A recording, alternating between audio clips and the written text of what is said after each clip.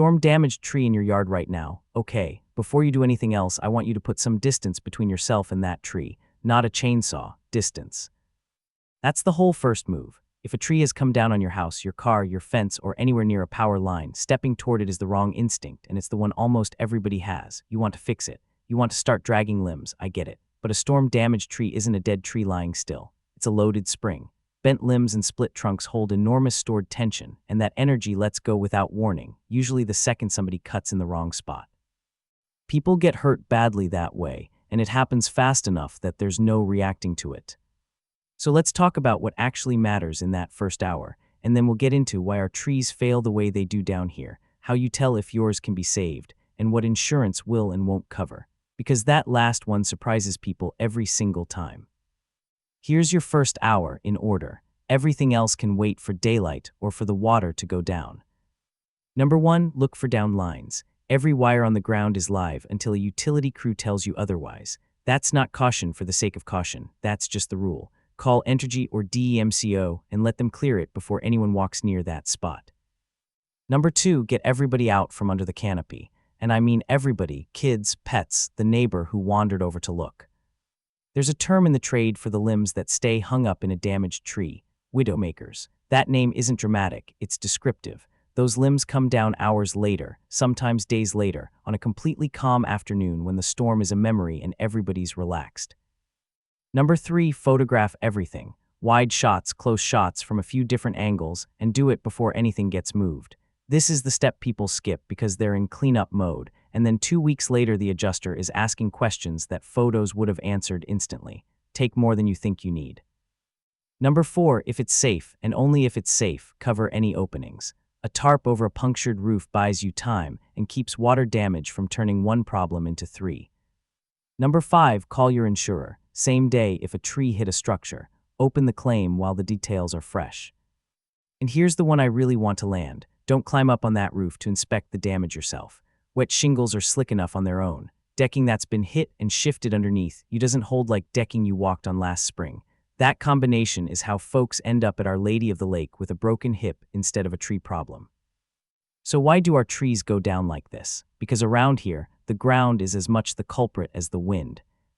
We've got heavy clay across East Baton Rouge Parish. Clay holds water, and once it's fully saturated, it loses its grip on a root plate remarkably fast. That's why so many trees here don't snap, they tip, whole thing. Root ball, dirt, sidewalk section, all of it lifting out of the ground together. A tree that stood through 40 years of nasty afternoon thunderstorms can go over in a tropical system for one simple reason. The wood was fine, the ground quit. Species matters too, and some of ours are worse than others.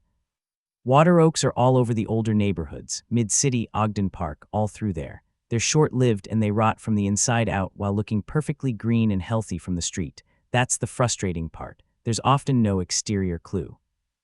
Pines are tall and shallow, rooted in wet clay, and they're heavy enough that when they come down, they don't stop at the roof. They go through it. Bradford pears split right down the middle. Their branch unions are weak by design, and straight-line winds find that weakness every time. Live oaks are usually the survivors, honestly, but those long horizontal limbs reaching out over your driveway still fail under load, so don't assume the live oak gets a pass. Now the question everybody asks next, can the tree be saved? Sometimes, yes. Not every damaged tree needs to come down, and some just need cleanup, pruning, and a few years to put itself back together. If you've lost small limbs and the canopy's mostly intact, prune the breaks and that tree recovers fine. If you've lost less than half the canopy and the trunk is sound, you're usually looking at corrective pruning, not removal. But if the trunk is split or cracked vertically, that tree's done. A vertical split doesn't heal closed, it just gets worse. And if more than half the canopy is gone, removal is the answer in most cases.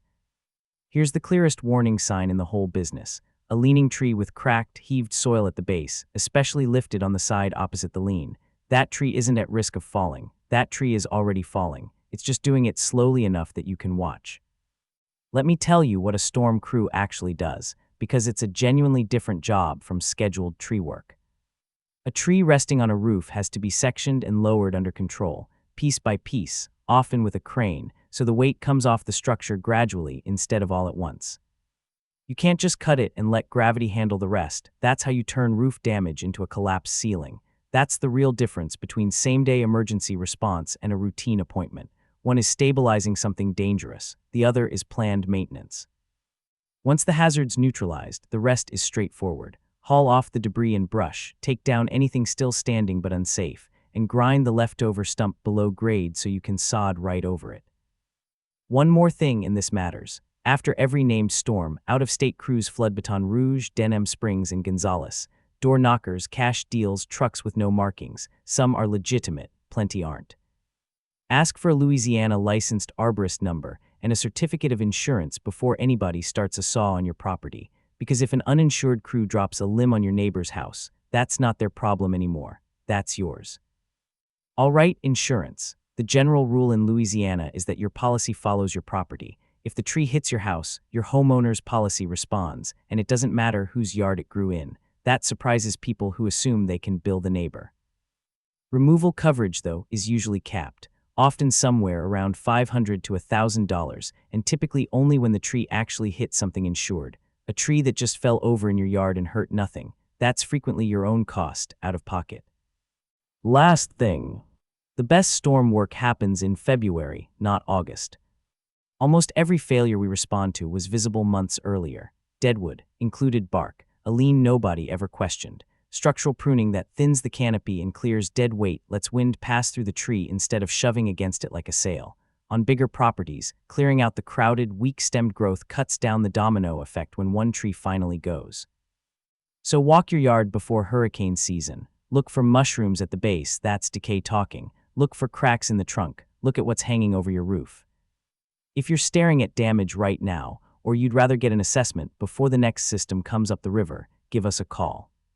Tree Service Baton Rouge, and the number's 225-416-8809.